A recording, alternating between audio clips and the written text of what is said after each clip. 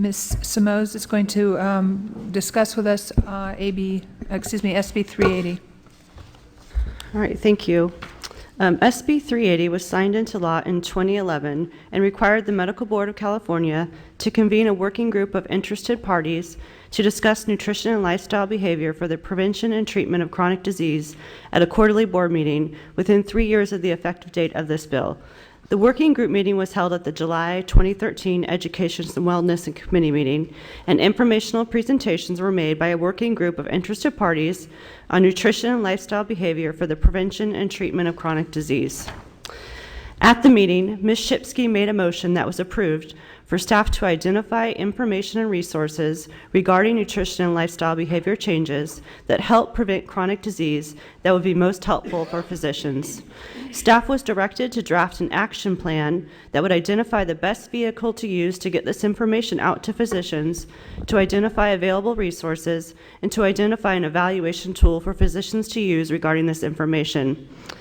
Staff is recommending that a web page be created on the board's website that will be a clearinghouse of information for physicians and consumers related to chronic disease prevention. The board can work with other state agencies to promote this web page on their websites and to get the information out to all general acute care hospitals.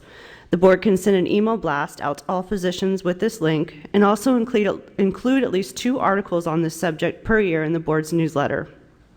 Once the web page is up and running, the board can utilize SurveyMonkey as an evaluation tool for physicians to evaluate the web page and also include contact information for board staff so physicians can provide input and comments on the web page.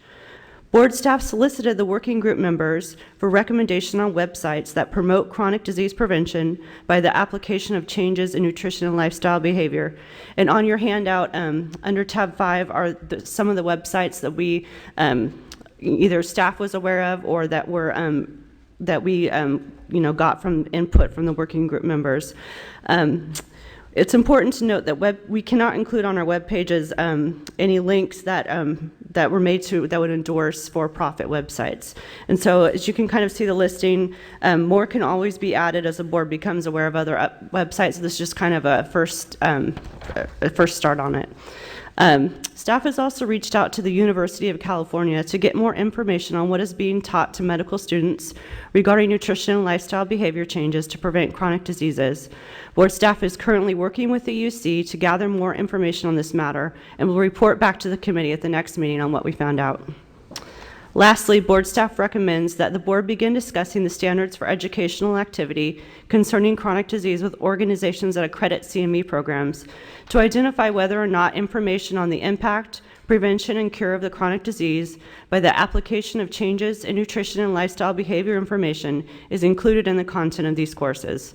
And that's staff's recommendation on the action plan. Thank you. Do I have any comments or questions from board members?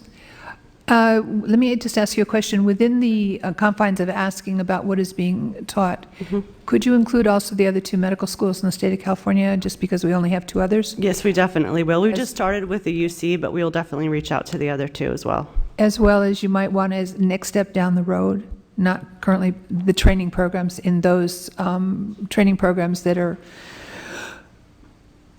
training our physicians in California. Okay, we will do that. Thank you. I have public comment from Dr. Levine.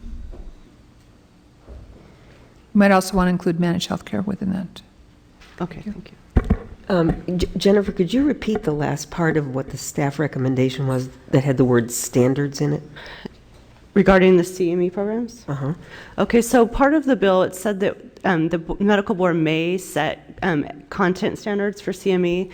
That's not something that the board really does, but we just thought that maybe we would meet with the organizations like IMQ that accredit CME and just say, what is kind of included and just report back to the committee, not necessarily that we'd make any requirements or anything, just so we could gather that information and bring it back to the committee. Great, thank you very much.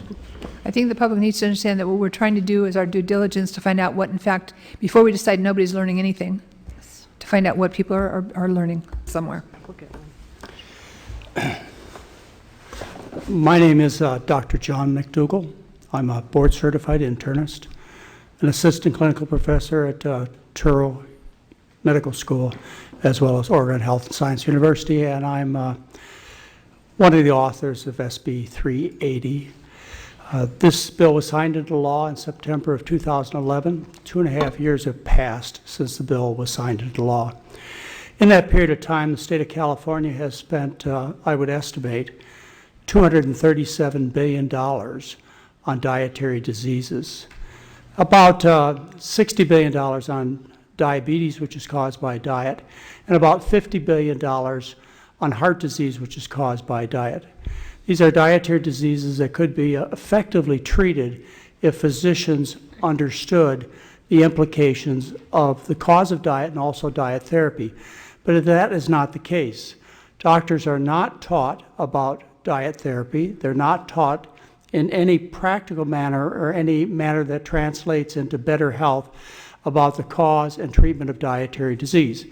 Not only is this a financial implication, but since this law was signed into law, hundreds of thousands of children have become overweight and obese, and this could be prevented.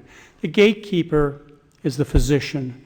The physician needs to know about diet. That is the intention and the letter of SB 380. The current proposal to just provide some education in a newsletter is inadequate. It will not accomplish what needs to be done in the state of California to protect the healthcare consumer, which is all of our jobs, physicians, as well as the Medical Board of California. Proposals that have been made that I would like to have seriously considered, reconsidered, whatever else is necessary, is to require continuing medical education. This is not something new. Continuing medical education has been required in the past for other things.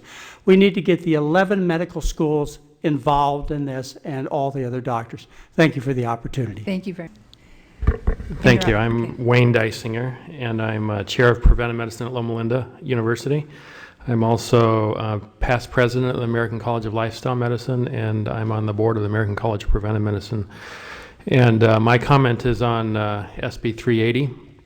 I just arrived from a presentation on lifestyle medicine at Stanford University, where there were 60 medical students who were there voluntarily, and this was not a required class, but there's passion around lifestyle medicine.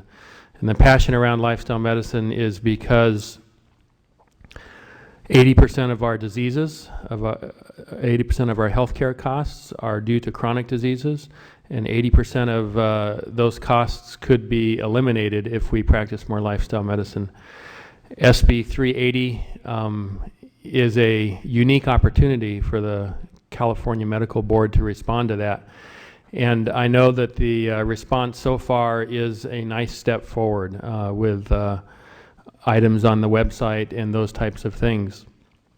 The opportunity, I think, remains to do something more, to somehow encourage in ways that the California Medical Board is capable of doing, every physician to look at lifestyle medicine first, both as a way of cost-effective approaches to health, as well as a way of improving patient satisfaction, as well as a way of improving disease outcomes. So I laud you for the steps that you're taking. I encourage you to take further steps. Thank you. Thank you very much for your comments. So now on 380, on item number 4, we've gone through the public comment. We've gone through the comment from the members of the committee. So I would venture to say we can have an approval of the action plan. Correct? Do you have any comments? They don't have any comments. Didn't think so. So can I ask for approval of the action plan? Ms. Pines, would you like to make a motion to approve? I move. Or someone make an approval? Okay, we're in favor of moving that forward. We've done everything according to Hoyle on that one.